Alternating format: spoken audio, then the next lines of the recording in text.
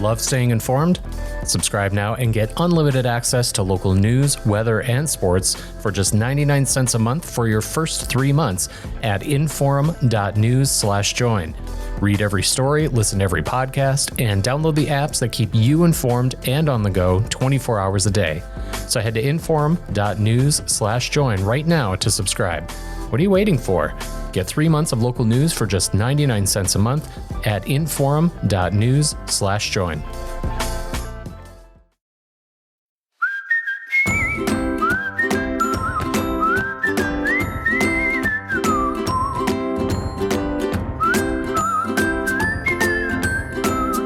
Welcome to Plain Talk, and we have a lot of headlines right now about the climate. We're going through a very warm summer, particularly in some parts of the world. We're hearing about ocean temperatures rising, and I think what a lot of this stuff adds up to is the simple reality that humanity has to develop the ability to control our impact on the climate, and I think we can do it. I think one of the things I remember, one of my favorite stories in politics is the story of Thomas Malthus, who at one point predicted that we would have a mass starvation event because humanity's population would grow to the point where we couldn't feed them anymore. But what he didn't account for is our ability to increase yield rates. We got better at agriculture, and now we're feeding everybody, although some parts of the world it's not so great. That's a topic for another podcast.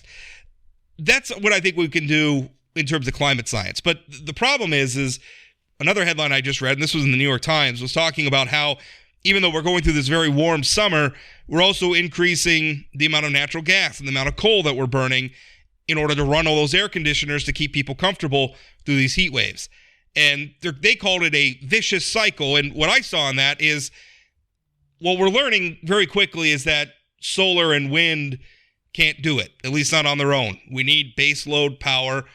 And if we have a lot of baseload power in coal, America has a lot of coal. Here in North Dakota, we have centuries worth of coal at our current rates of consumption.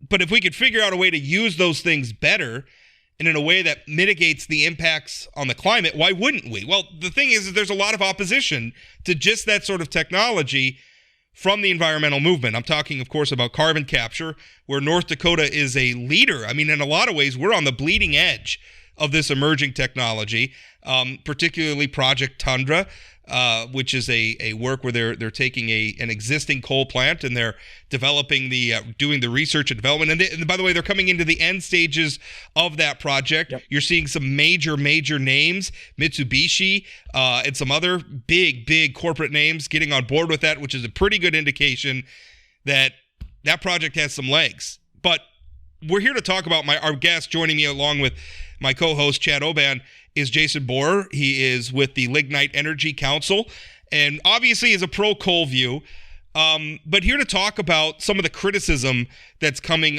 for carbon capture projects from the environmental left. There was just environmentalists. There was a recent headline. This was written by the North Dakota News Cooperative.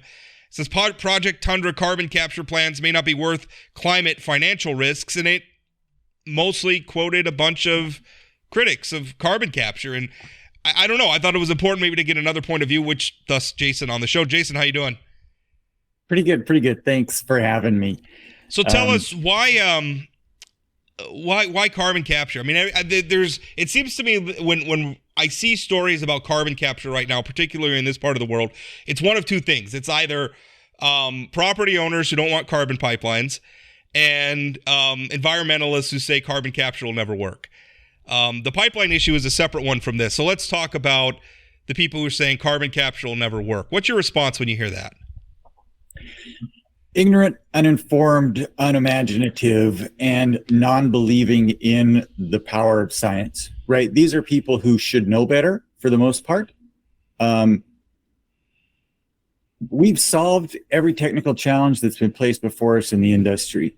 And to think that the greatest scientific minds in the world, the people that have split the atom, the people that have come up with every energy technology, transformational technology, you can throw, if you want, wind and solar into that bucket. These are people who are making electrons out of nothing. They can't capture carbon dioxide? Absolutely, they can. And they are doing it. They're doing it economically, and they're doing it sustainably.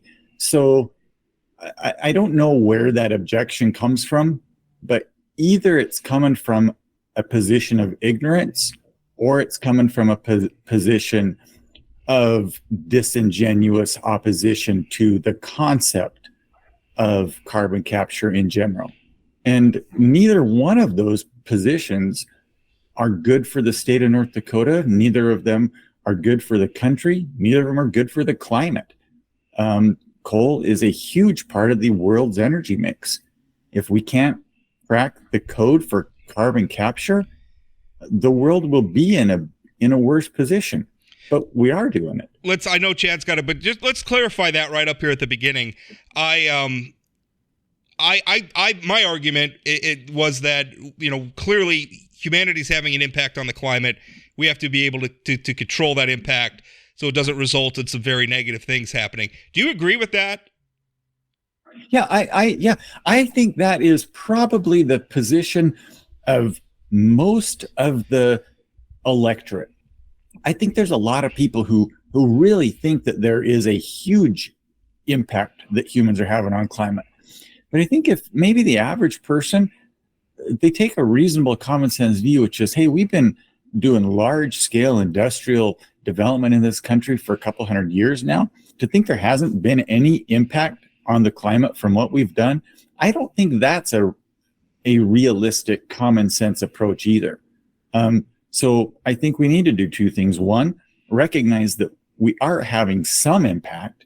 Number two, until we can properly quantify it, let's do the things that are reasonable, but let's do them in a way that maintains our ability to have life and prosperity in this country, and recognize the timelines involved really lend themselves to acting quickly, but not irresponsibly. Jason, I think this whole conversation about getting to a place where we're dealing with climate is frustrating, quite frankly, from where I sit, because we didn't get into this situation by, no pun intended, by just flipping a switch, right? And we're not going to get out of this by just, saying magically we're going to be all solar, we're going to be all wind. And when you talked about sort of the people are either being disingenuous or whatever, I think there's a lot of people in the environmental community who just come at from a perspective of there's no such thing as clean coal. Therefore, coal is bad, and that can't be part of the solution. We're not going to get, as you mentioned, to a solution with that attitude, right? It's like two people coming to a table to negotiate a solution, and one's like, well, I'm not going to budge off of my position, and then we're surprised that we can't get anywhere. I found the story by the newspaper co-op interesting in sort of it was one-sided. I'll agree with that. But one of the things that sort of jumped out to me was this idea of, and I don't know who said it, but that our coal plants here in North Dakota are so old that even if we demonstrate the technology on these old plants, that might not be transferable to other coal plants. Rob pointed out we're not really building coal plants these days because people aren't allowing that to take place. But what would you say about our coal plants being 45, 46, 47 years old, and the people who are saying that those are old, they should be shuttered anyway, so why waste our time on this technology here? I would invite those people who think our coal plants are too old to come visit them. I would jokingly refer to the ship of Theseus, or even the band Leonard Skinner, as the parts move out, right? They're replaced with brand new parts. I love that he just invoked the ship of Theseus, which is one of my favorite literary. And by the way, people who don't understand what this is, it's the idea that there was a ship, Theseus's ship, and it sat on the shore for so long, and they wanted to keep it and honor it. And so over time, as parts of the ship would wear out, they would replace parts of the ship. And then the philosophical question behind it is it still the ship of Theseus if every part of the ship over time has been replaced? So, which is kind of here's the deal. I like the Leonard Skinner reference more than that. I thought that was good stuff. That's also good. Yeah. Yeah. But so it's kind of like these are plants that the physical place is 50 years old. The construction began 50 years ago, but these plants are still in good shape. And they have been undergoing continuous maintenance and upgrades and all of those things over the past decades. Are they intended to last forever? No. But my second question would be, you want to invest in these new technologies on a location that you have a complete understanding of how it operates to begin with. So your only variable is the carbon capture unit. So these plants, despite their age, are actually really well situated for demonstrating some of these technologies, because we know we have decades of data on how they act and how they operate. So part two of that question is, what we learn on these power plants transferable to new ones? Absolutely. And it's transferable while we are increasing efficiency. So these power plants weren't designed to operate the way they're operating now with carbon capture. Even so, they're going to be profitable. So just imagine the day when you're able to design a coal power plant from day one with all this technology integrated. It's going to be even more economical, even more efficient. And we're looking at ways to build the lignite plant of the future. That was one of our legislative priorities last year, to study what needs to happen to make that happen. But no, I think to me, that's not necessarily a disingenuous question to ask. Are our plants too old? Because you don't put thousands of dollars into, your 1988 Ford Taurus or whatever. But that's not a perfect analogy for our power plants, because they have had continual upgrades, improvement. And again, if you're worried about that, we'll open the doors to people. You can come see these things inside.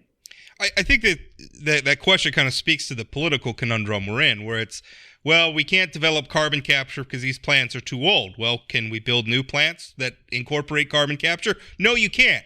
Well, what do we do then?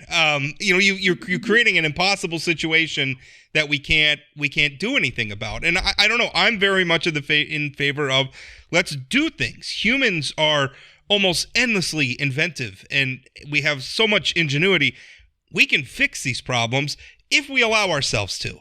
And that seems to be, to me, that's what Project Tundra is about, allowing ourselves to address this problem. But the other thing I was thinking of is, and I'm not like an engineer or an expert on this stuff, but when I read that argument, I was thinking, well, yes, these are old coal plants, but any new coal plant, absent carbon capture technology, is going to do the same thing. It's going to emit carbon. So it seems to me that the capture part of the equation is distinct from the production part of the equation. Like, inside the plant is going to be the stuff that produces the energy and produces the emissions. And once the emissions are produced, the capture technology comes in to grab it and, hopefully store it or whatever it is we're going to do with it. I realize that is a very third grader explanation of all of that. But I mean, to me, these are distinct things. And that argument just didn't compute to me when I read it. Yeah. And the technology that's being developed to grab the carbon, capture it, and do something with it, we're going to want to apply that technology to many different industries. We're already applying it to the ethanol industry. The concrete cement industry is going to be one that is heavily carbon intensive. Probably want to apply lessons learned to that industry as well. So it's not even like the technology doesn't have applications beyond coal. It definitely does. And we have such an amazing resource in the world, in North Dakota, with this lignite coal. Let's figure out the way to use it that everybody can agree with. And I think we need to quit coming at it with this preconceived notion that there are certain things that we just cannot do, that coal is just too dirty for science. Like, really? We're giving up on the greatest minds in the world just by saying, oh, it can't be done. Imagine if that would have been, the attitude of space is too far. We'll never get there. The atom is just too small. It's a weird hill to die on, that we're not smart enough or we're not good enough to do these things. Jason, one of my favorite things about doing this podcast with Rob is that it gives me the opportunity to talk to interesting people about things that I don't know much about. And so I think the last time you were on here, we talked about electric vehicles. I'm going to get there again because I now am even more excited about electric vehicles than when we talked a while ago. But as we're talking here, one of the things that keeps popping into my head is energy efficiency, right? I mean, energy efficiency is a way for us to move on climate, but it's really bad for your business model. How does the lignite industry sort of handle that idea that most people agree that we should be more efficient with our resources, but potentially it's bad for your business model if we're using less electricity? How do you balance those things? I think it's been kind of a foundational principle in the industry that we want to look out for the interests of consumers. So our members have energy efficiency policies and programs that encourage electric consumers to be more efficient. So yeah, I think you can make the argument that efficiency decreases the revenue, but we're not opposed to it because it's something. Ultimately, co-ops are in the business of providing electricity to their members so their members can have better lives. And that includes driving the cost down to as low as it can be, and then coming up with efficiency ways so they can do it even more efficiency. Same way with the IOUs. Nobody wants people wasting electricity. And so we have to go to politicians, and you guys have heard this, part of the basis for our opposition to some of these regulations is the costs are going to be passed along to consumers. Whether consumers are wasting money on regulations or whether they're wasting money on inefficient electricity usage, we do have an interest in driving those efficiencies away. I hear that question, but it just does not correlate with the way the electricity industry is run, at least in my experience here in North Dakota. Also, I mean, the way the markets are going, I don't think that demand for electricity overall is going to be curbed anytime soon, particularly as we move more and more towards electrification of just about everything. For instance, I bought an electric mower this year, which by the way, I love it, made by Makita. I actually got the whole kit. I got the leaf blower, I got the weed whacker, I got the hedge trimmer, all runs off the same Makita batteries. And I'll tell you, not having to worry about gas and oil, not having to pull start my stupid mower all the time, it is fantastic. Rob, this sounds like an infomercial. Are they sponsoring this Makita? We have received no money at all from Makita or anything else. I also was reading about a Harley. You talk about being excited about electric cars. I'm kind of excited for that too. I was just reading about a Harley Davidson electric motorcycle. Talk about that making sense, right? Because I don't need a huge amount of range. I don't need to drive it every day, but being able to just pull it out of my garage and go for a weekend spin or something, boy, that sounds great. So I guess my larger point being, I don't think demand for electricity is going to be curbed anytime soon. I mean, that's the future. Is we're going to be demanding more and more of it, whether it's server farms or electric lawnmowers or electric cars. The future seems to be electricity. That seems to be where we're heading. We got to figure out how to provide it all. And there, I'll throw another philosophical thing at you, but you already referenced Plutarch, so yes, please let's get more philosophical. As energy efficiency increases, what you run into is what's called Jevons paradox, which is as the price of something decreases, the utilization of it sometimes spikes, and incandescent light bulbs are one of these. Right? When everybody was dealing with 100-watt light bulbs, you felt that in your pocketbook. You didn't want 10 100-watt light bulbs. But now when they're LED light bulbs, everybody's all of a sudden, well, I can put 5 light bulbs up instead of my 2 60 watts. So you're actually seeing more light in people's homes and in their landscapes because the price per unit has decreased. People are probably going to drive more miles on electric vehicles because it's going to be so much cheaper. And that is going to mitigate the drop off in demand that efficiency upgrades sometimes give us. You talked about consumers and consumers being part of this. Should consumers be at all concerned about carbon capture increasing the price of their electricity? No, not in my opinion. I think that is the question that has to be asked in the boardrooms. Again, the primary fiduciary duty of these entities, be they IOUs or co-ops, is to make wise financial decisions. Now, sometimes they're making that decision over a 10-year plan or a 10-year period of time. So I think it's an appropriate question to ask, but these wouldn't pencil out for our utility partners to do if the prices were going to increase for consumers. To the flip side, because of the carbon capture credits right now, this is probably going to have a moderating impact on the increasing rates, because this is going to be a positive revenue stream for the entities involved, or it has the potential to be. Let me say it that way. Again, these deals are put together in boardrooms by people who truly care about their consumers and the people paying the bills, and they're demonstrating real benefits to their ratepayers by putting this technology on.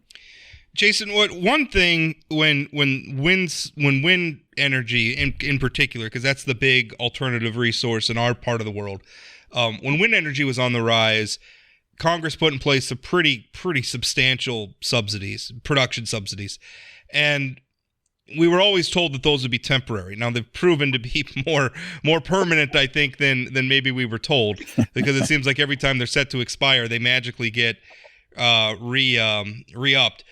But we've kind of done the same thing with carbon capture, where we've created tax credits, 45Q, and some other things.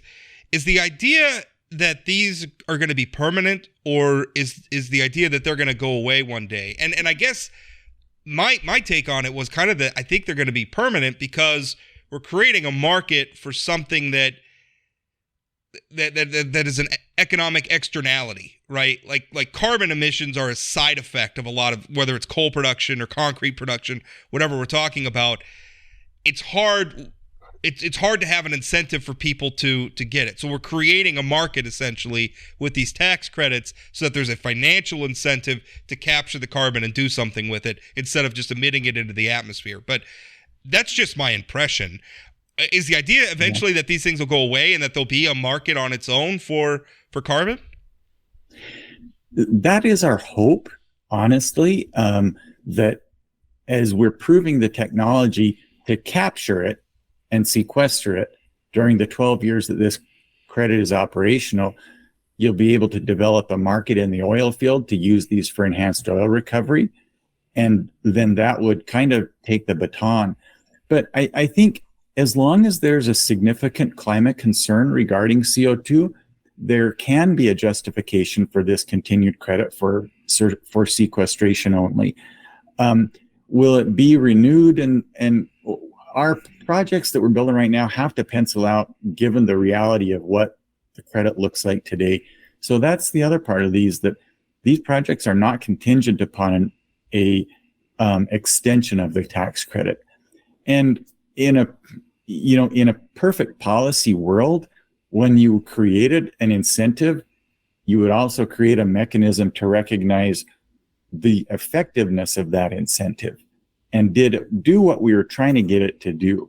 And that's where I think some of these production tax credits have gone awry, which is, how do we know when pick a technology, whichever one we're subsidizing, how do we know when it's actually mature enough to survive in the market without that subsidy? We've never really created those benchmarks, and we didn't create that benchmark for the 45Q tax credit either, to be fair. So I think that conversation will continue. I think as long as China, India, other places are building unmitigated coal plants, there's an argument to be made that we need to keep tweaking and improving the technology, as well as making sure that alternative markets, perhaps in the oil field or elsewhere, develop. Because I don't think anybody would argue that the government should just be paying for this in perpetuity. I don't want to be that person who's arguing that. Jason, I promised I would get to electric vehicles, so here we go. I'm about to treat you like an expert on electric vehicles, so I apologize in advance. But my first question is two-pronged, and so my brother-in-law sells cars, and I talked to him a few months ago about my next time I lease a car, I want an electric vehicle, and he said, "Well, we've got a bunch of them on the lot because it's a very narrow group of people in North Dakota who are interested in electric vehicles."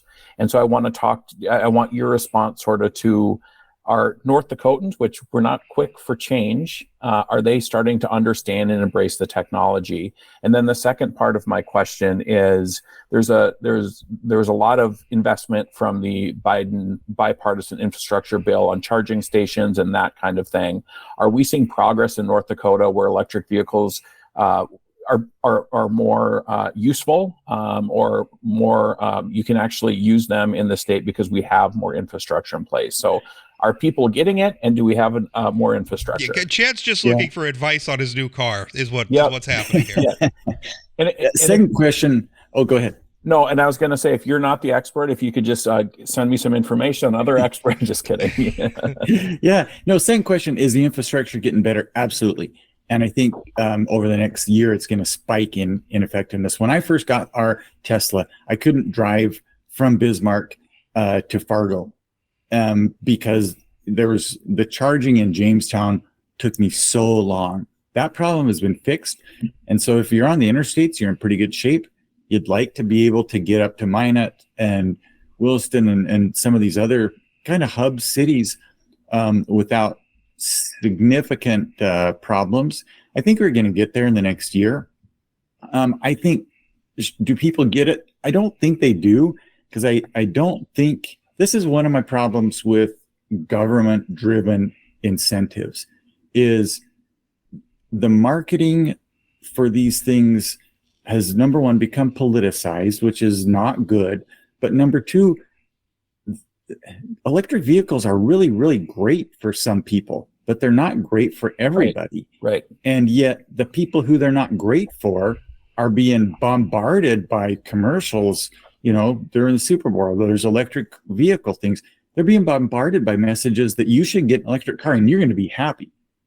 You have to know what you're getting into. Or that you're like a sinner or something if you don't get one. Right. Because that's kind of the feel. Yeah. And the thing is, like, I'm very open to an electric car.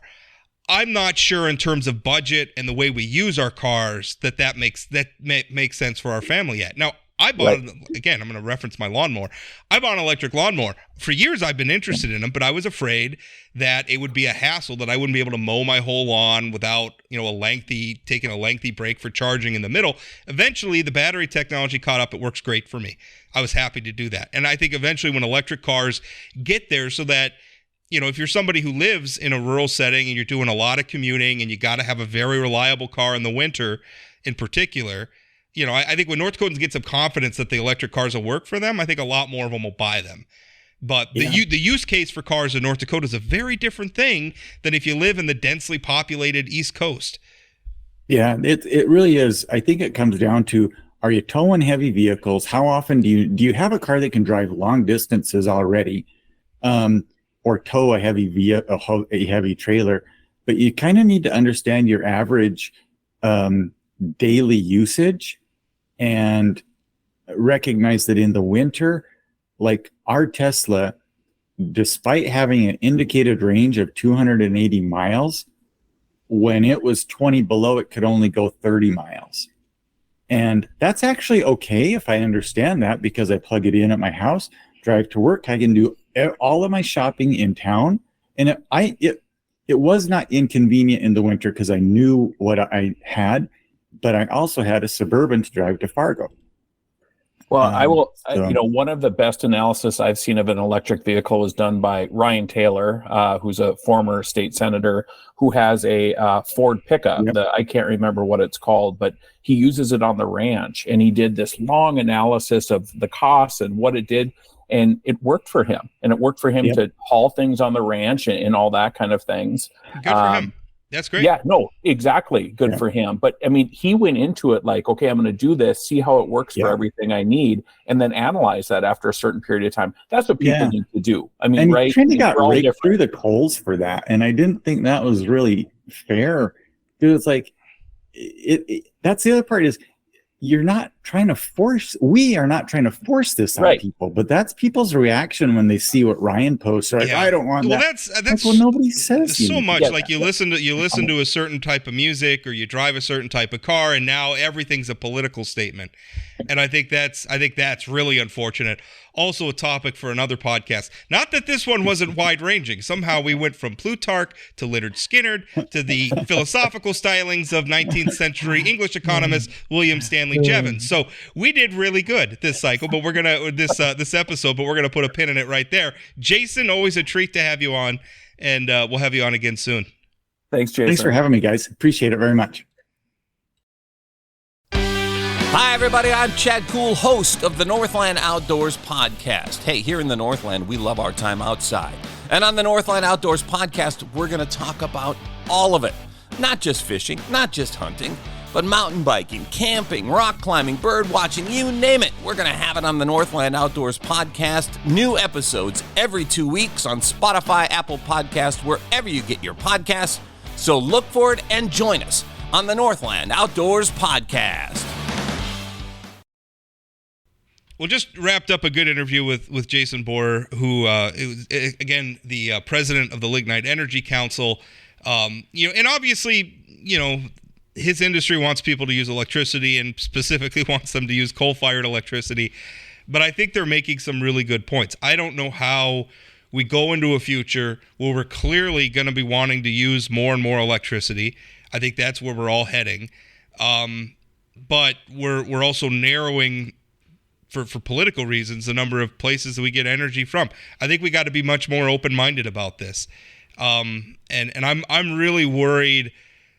I mean, it's really, if you look at, for instance, Chad, the debate over like carbon pipelines, that is a very strange panoply of activists who are against it, because you have like some very hardcore conservatives who are coming at it from, we don't get climate change as a hoax, and we don't want to do anything about that. And then on the other side, you have like some pretty far left environmentalists who are, we don't want to do anything that could even remotely benefit the coal industry or the oil and gas industry. And so it's created this weird cast of characters who are against it. Rob, there's one group of people that you didn't include there, and that's the rich landowners who don't want a pipeline going through their property, that are probably funding a lot of this. Or who are absolutely funding it. There is a Bismarck developer who is on the board of the group that's been making some of the loudest noise. Chad Wachter is on the board of the North Dakota Watchdog. Is that what it's called? Watchdog Network. Yeah. And so I always get a kick. I don't remember them being concerned about pipelines going through, I don't know, Standing Rock and those kind of places. They probably didn't really like those protesters. Although to be fair, that pipeline didn't go through the Standing Rock Reservation. It went just north of the Standing Rock Reservation. It's typical NIMBY stuff. I mean, point taken. It is NIMBY. I absolutely agree with that. And I by the way, I'm consistent. I supported DAPL. I support this. I'm glad. Like, I want a rigorous process that protects property rights. I don't think that these things should be easy. I think they should get a lot of scrutiny. But at some point, there's got to be a finish line with this stuff. Yeah, as we're wrapping the interview with Jason up, I thoroughly enjoyed that interview. And as we were sort of talking, going into it, I was like, well, this isn't going to be that exciting. And then we get into it, and it's super fun to like learn things. But one of the takeaways I have is he was much more forthcoming about the fact that humans are changing the climate, right? And so I think that helps the conversation in terms of bringing people together, that now we've got the coal industry who's like, yep, we're changing the climate. Now the people who say there's no such thing as clean coal need to maybe come to the table and think a little bit about the overall solution. I think those are the two major concessions. These carbon heavy industries, coal, oil and gas, the concrete. I mean, even some we don't think about usually in this context. Like he brought it up, the concrete industry. Look at how much concrete we use. in a lot of ways, they're more emissions heavy than the coal industry is. Right. You bring those together, and they have a concession. Yes, we're having an impact on the climate. We got to do something about it. On the other side, people have to admit, oil, gas, coal, we need these things. They're part of the solution going forward. Although the other thing he brought up is whatever we do here in the United States isn't going to change what they're doing in India. It's not going to change what they're doing in China, which is another part of the problem.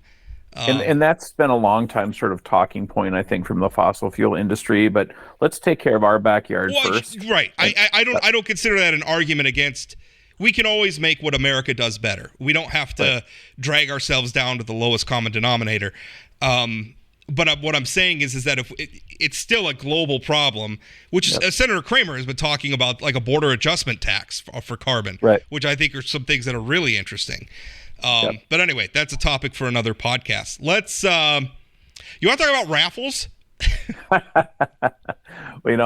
This all started because a law was passed that allowed raffles to be used. It was like, for as long as I was in politics, you could not raise money for politics through a game of chance, and that was changed last session or the session before. 2019 session.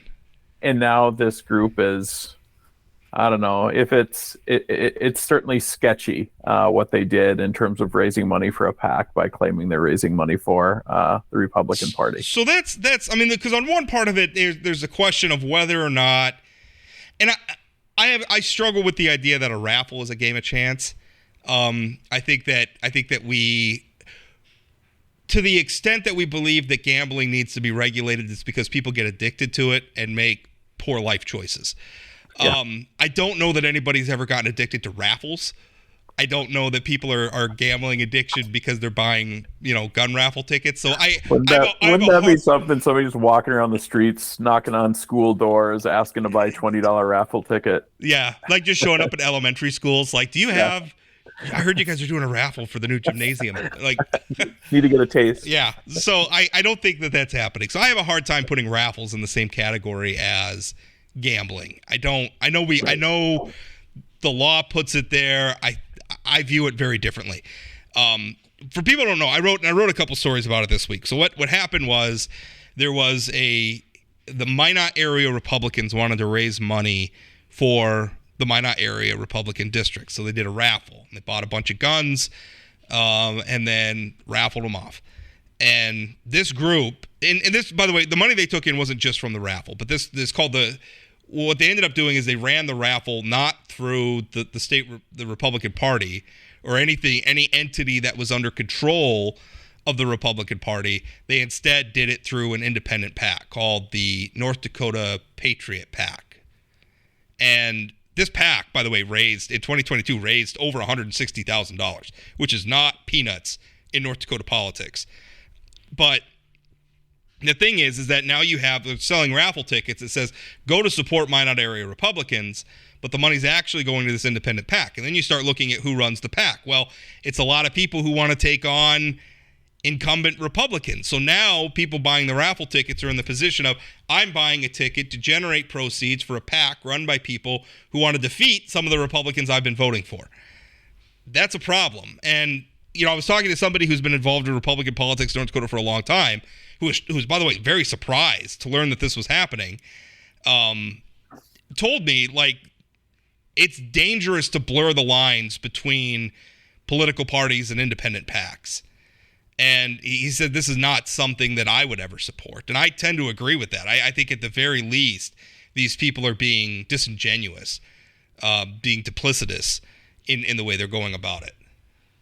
So, thinking about how much money that they raise, $140,000 or whatever, means a drop in the bucket compared to what Burgum spent to try to defeat a lot of those incumbents, and of his own money. What they're doing here is, I think, disingenuous, but also at the same time, trying to defeat Republican incumbents.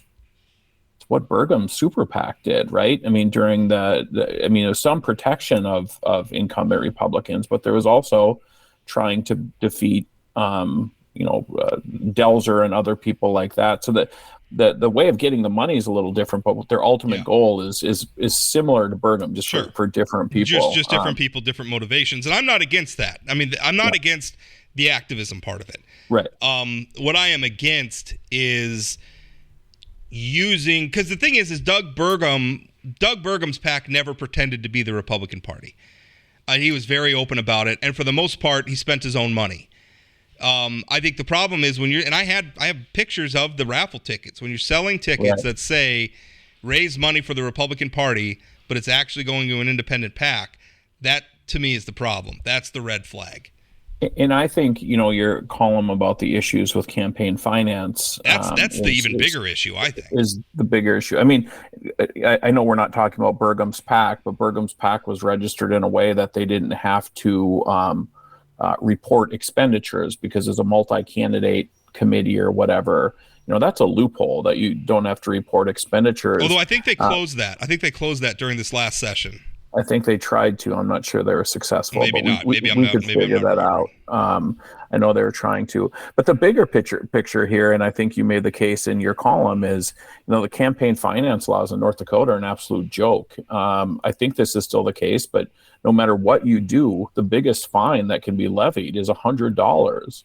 So I don't file my report as candidates in both parties. And depending on how many reports. So the example last cycle I wrote about Melanie Moniz. She was the Democratic NPL endorsed candidate for the Public Service Commission. But once she got the endorsement, she basically didn't do anything.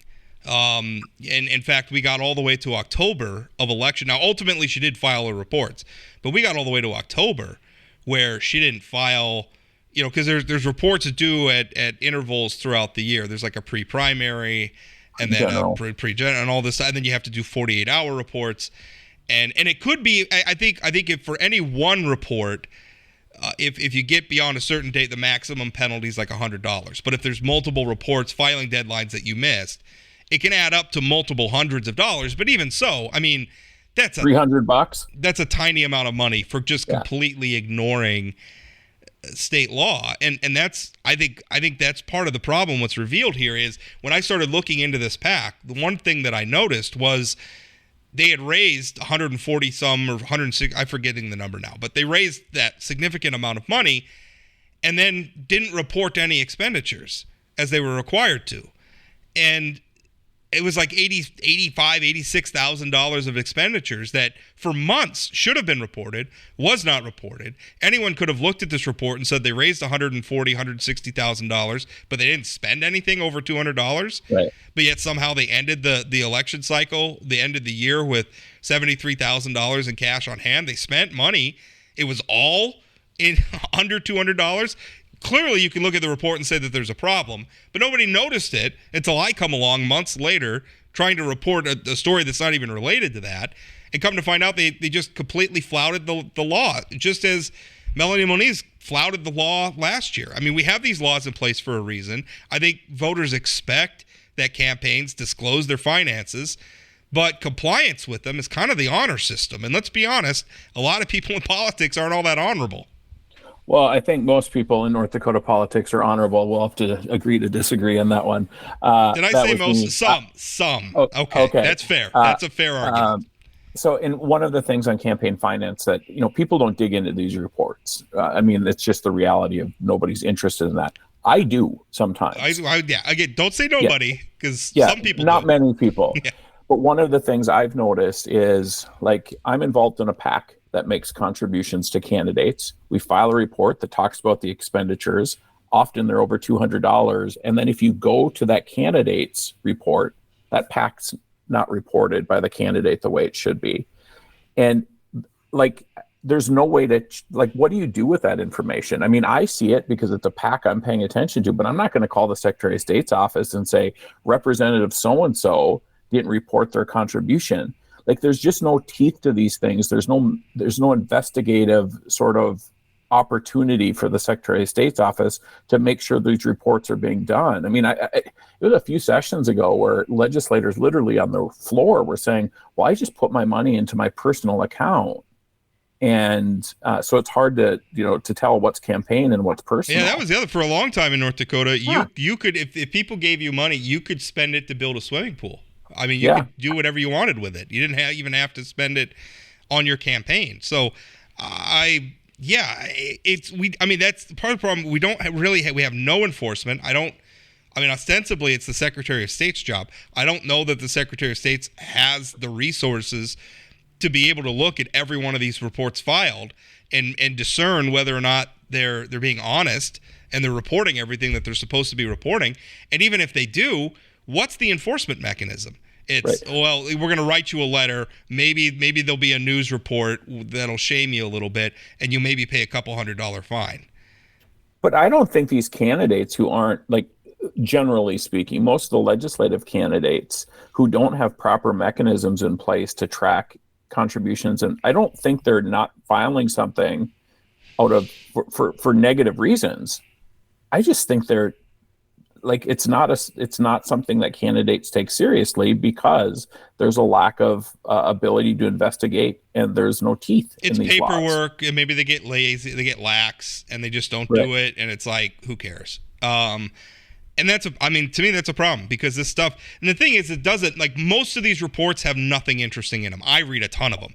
And I'll tell you, most of the time, when there is something interesting, because I write about them. So you can kind of look at, I read a ton of the reports.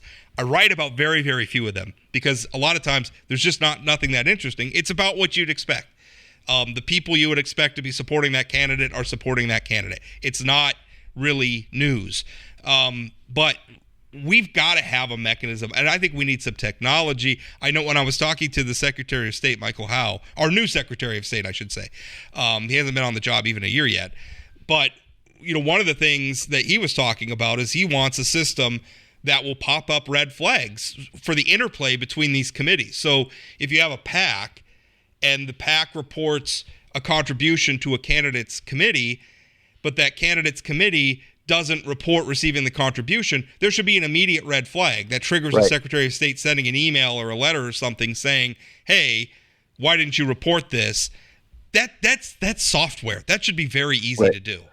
And is it the PAC reported wrong that they gave a contribution? Are there, the dates? Is there a discrepancy in dates? But I think a flag that goes up that notifies people to figure that out. Or, and we talked about this before we went on air, you've got your contributions under 200, over 200. You've got your expenditures and you got your cash on hand. A pretty simple 4-number equation there to figure out. If those numbers don't add up, you can just report that, even though the numbers don't add up. There should be some sort of flag on that as well. Like, what are you missing here in terms of expenditures or contributions because your numbers aren't adding up? Let me ask you a question. What would campaign finance reform look like for you? Now you're coming at it from the perspective you've actually had to fill out these reports. Right. I've never had to fill out the reports. I'm the media, so I'm reading these reports. So my impulses are probably different than yours. I don't understand why in a digital era we can't, because one of the problems too is there's not that many reporting deadlines either throughout the cycle. So my feeling is I don't understand why we couldn't report every week or every 2 weeks and report every dollar in and every dollar out and make it all available online immediately. I would do that. And then in terms of consequences, I'm open to some latitude, but I think the consequence for somebody who's just goes months without updating it or just is wildly inaccurate, I think maybe some stiffer penalties, but ultimately I think you bar somebody from office or you force the committee to dissolve. If they can't get their filings right and it's egregious enough, then I think it ought to be that tough. Yeah, I think the more that we can do to make electronic filing part of this, the better it will be. I think there's been some progress made on that. I also think that everybody should have to report the same thing, no matter how your committee is registered, multi-candidate, individual candidate, PAC, whatever. Make it uniform. Yeah, make everybody report the same things. It shouldn't matter. I would also be for lowering the threshold for reporting from 200 to 100. I would not say you have to report everything because that would eliminate a lot of people from being able to participate in the process. I give $25 and I work at a place who my boss is a Republican and I gave to a Democrat. there are real world ramifications for somebody, tracking those contributions. So that would be, I wouldn't do it every week or every 2 weeks. I think a monthly sort of report would be fine. That's still better than what we have. Yeah. But I think if we make the process easier, and also I just think, overall, we don't have a professionalism of how our campaigns are tracked in terms of the candidate. I mean, I've worked with enough candidates or known enough candidates where you ask them how much money they have or where their money came from or whatever. It's like, I don't know. But I think we have to put teeth in. We don't want to dissuade people from running for office because they have to be an accountant, but there has to be a little bit more teeth in these laws. If you're going to put your name on the ballot, there is a bit of public trust that goes along with that. The other thing, let's switch gears here. The other thing, we saw an initiated measure come forward to limit. It's an age limit for public office, and I think you can't run for an office. And the one that was proposed here in North Dakota was specifically for the federal offices, and you can't run for one of those federal offices if you'll turn 81, I think, while you're in office. I think that's the number. And I think it comes, the issue, and there's two things to talk about with this. One is the issue itself, which I think is coming at a good time. I'm going to introduce you to a new word called a gerontocracy, which is rule by old people, essentially, which is what we have. We just had the Mitch McConnell incident. And you have the Senator Dianne Feinstein situation where we have a lot of, frankly, Joe Biden, we have a lot of people in office who it is perfectly relevant to question, due to their age, their ability to fulfill the duties of those offices. We can argue. I'm not necessarily against this concept. The other part of this, though, is the people behind this ballot measure is U.S. term limits. Now, they just successfully amended our state constitution to put in place term limits for the legislature and the governor. They're back at it again, and they have a larger legal motivation because in 1995, the U.S. Supreme Court struck down state term limit laws, arguing that only the Constitution could set the terms for serving in Congress. And the Constitution does. You have to be a certain age to serve in Congress or the United States Senate. There's citizenship requirements. Those things are spelled out in the U.S. Constitution. The Supreme Court's argument was if you want to put in place term limits, you have to amend the national Constitution. I tend to agree with that. I think sometimes we're always looking to short circuit things so that we don't have to do the hard work of building consensus around something like amending the Constitution. So I agree with the Supreme Court's ruling in 1995, but one of the dissenters was Justice Clarence Thomas. He's the only member from that court who's still on the present court, and I think you can argue he's a lot more influential in this court than he was in that court. U.S. Term Limits, who's the group who we're talking about that's backing this measure, they were the plaintiff in that 1995 case. I think they want another run at that precedent about the idea that the states can set requirements or what have you, prerequisites for serving in Congress. I think they want another run at that. I think it's fair to ask, how much is that legal wrangling going to cost the state of North Dakota? But that's the issue. To me, those are the two prongs of this issue. So, Rob, when you said Clarence Thomas has more influence on this court, there's so many jokes about who actually has that influence. Could be just some random rich guys who take him out on a boat, or maybe it's his wife or whatever. We'll leave that for another day. We can have a debate about that. I think some of that's overblown, but that's a topic for another time. Yeah. So, in terms of the 80-year-old threshold, I mean, I think that when you look at what happened with Mitch McConnell, you look at the series of events with Dianne Feinstein. I mean, I think it really does lend the case for what these folks are trying to do. With that being said, not all 80-year-olds are the same. I mean, we talked about it before going on. I mean, Doug Burgum is late 60s. Ed Schaefer is probably in his 70s. I mean, I think about, there's a series of different people who are just different at the age of 80 than other people. Also, I think if you're Dianne Feinstein, I mean, Dianne Feinstein, when she was elected 5 years ago, is much different than she is today. That I think just picking an arbitrary number doesn't make a lot of sense. And like with term limits, I think we do have the ability to not elect these people by just not voting for them. And I know there's a lot that goes into incumbency. So I don't like the measure. I also don't understand why it's just on federal. Like, why not do it for state legislators and statewide officials as well? There over the years, there's been state legislators who, couldn't stay awake on the floor. So why not crack down on them as well? Yeah. Why is it? And part of me thinks it's cynical. This is about Joe Biden being 80 years old, and they want to talk about that. But the leading Republican candidate ain't exactly some teenager running around. To me, it's not about Joe Biden. It's about Joe Biden. It's about Donald Trump. Frankly, it's about Mitch McConnell. It's about Dianne Feinstein. It's across the board. It's not partisan. Although the other part of it, I'm torn on this because I recognize a genuine problem. But on the other side of it, I kind of want to make the same argument that I made against term limits, which is that ultimately the voters deserve to vote for who they want to vote for. If they think an 85-year-old woman or an 85-year-old man or whatever the age is, if they think that that's the person who's going to represent them best, who are we to say they can't vote for that person?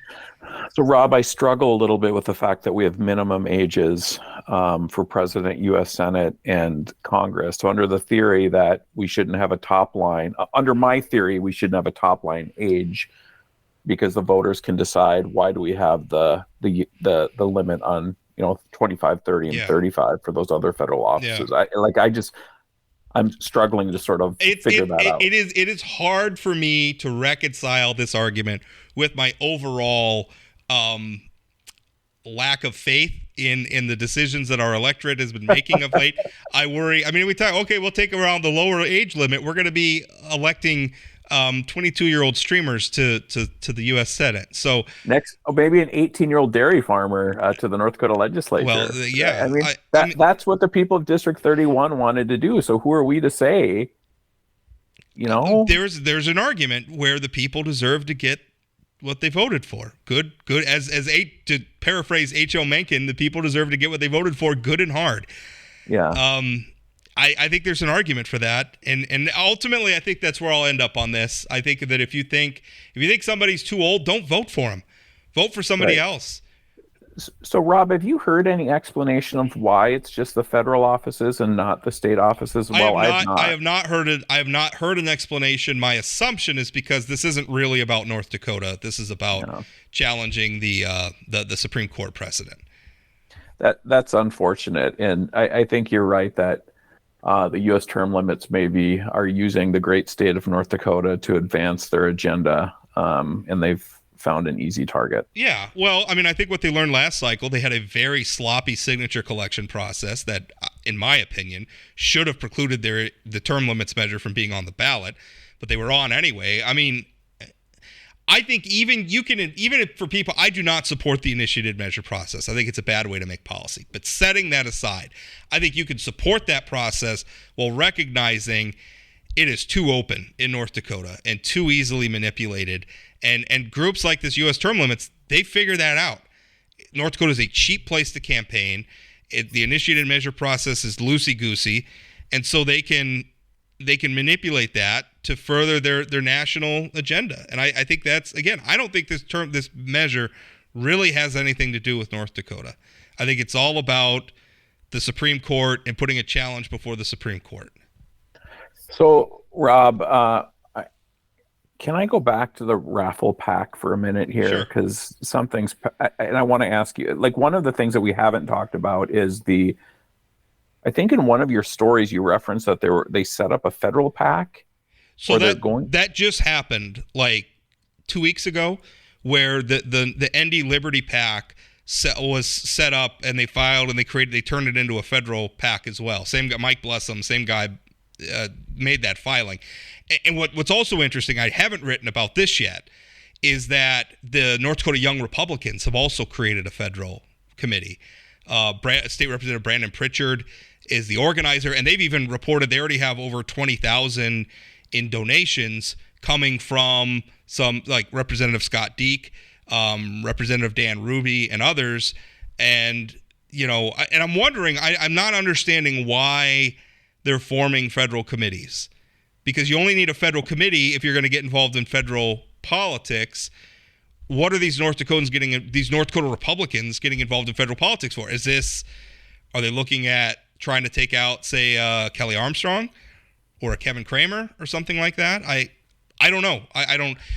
And I can tell. I mean, one of the reasons why this is so odd is you kind of have to understand it. The federal, it is very arduous. It is a lot of paperwork to form those committees, and the FEC, unlike the state of North Dakota, right? They don't mess around. If you screw something up, even if it's an innocent mistake, you don't get a friendly call from the Secretary of State. There are some real consequences for that. So to take that step and to create that amount of work for themselves, they have to be wanting to do something federal. But for the life of me, I don't know what that is.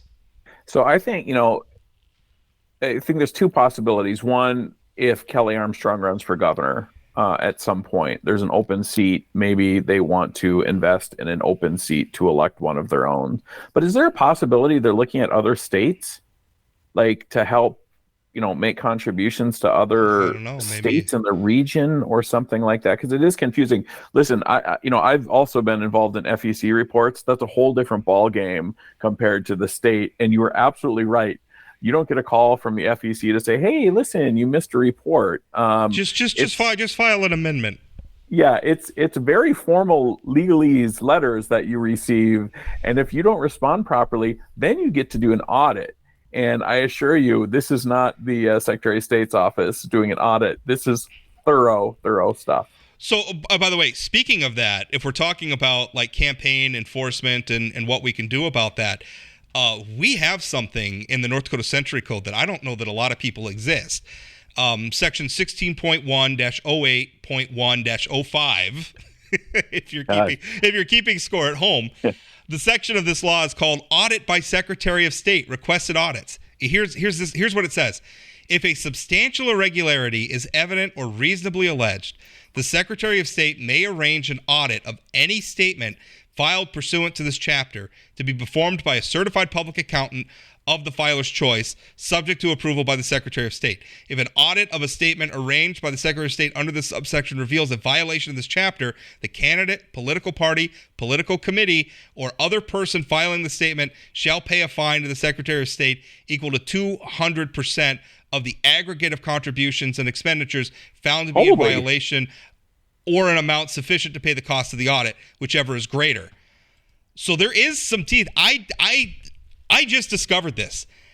So I didn't know it existed. Right now, Michael Howe is listening to this thing and thinking, oh, goodness, Rob, now I'm going to have a ton of people filing reports or making requests for me to do audits of different. The thing is that I think it's a good enforcement mechanism, right? Yeah. I mean, listen, he could say no if it's spurious or if it's just motivated by partisan recrimination or whatever. He could say no. It's at his discretion. But I would encourage the Secretary of State to use this for people who are just egregiously not filing their reports. Request an audit and then fine them. Rob, did you really find that on your own? I did. Shockingly. You're I think people underestimate you sometimes. You're just looking at Century Code all day, trying to dig out these nuggets. Yeah. You should have seen me on vacation where we're in Denver, and I'm getting texts from people. It's like, I got to go back to the hotel room and write. And they're like, no, you don't. You should enjoy downtown Denver because you're on vacation, you idiot. So that's just the way I am. I don't know. I like this stuff. I didn't know that part of the law existed, though. Neither did I. That's fascinating. But that's a big club that the Secretary of State can use, and I think they should. I mean, these things that we're talking about, they should absolutely, whoever's the Secretary of State, they should use that when it's appropriate. And I'm in favor of discretion. We don't need to bring the hammer down on people who just make a small, honest mistake. But something egregious where you didn't report $80,000+ of expenditures and you should have, and months later nobody knew about it. No, I think you order an audit and you make them pay for the audit or pay the fine, one or the other. Right. Well, that's fascinating. Look at this. Between Jason Bohrer and Lignite and now this little piece of Century Code, Chad Oban has learned some things today. Yeah. Well, that's what we like to do here on the Plain Talk podcast. But we're over an hour now. We've probably pushed the upper limit of how long people are willing to listen to us two idiots expound. So we're going to put a pin in it there. Thank you so much for listening. And we're back, by the way, to the regular schedule now that I am done with vacation.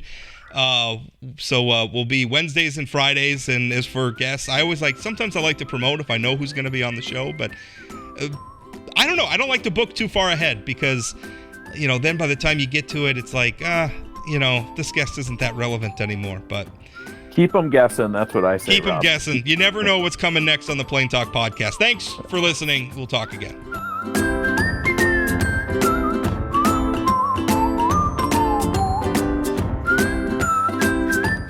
Did you know Forum Communications Company has a robust podcast library? At informed.com/podcasts, we have everything from politics, sports, true crime, outdoor adventure, and more. Visit informed.com/podcasts and explore them all today.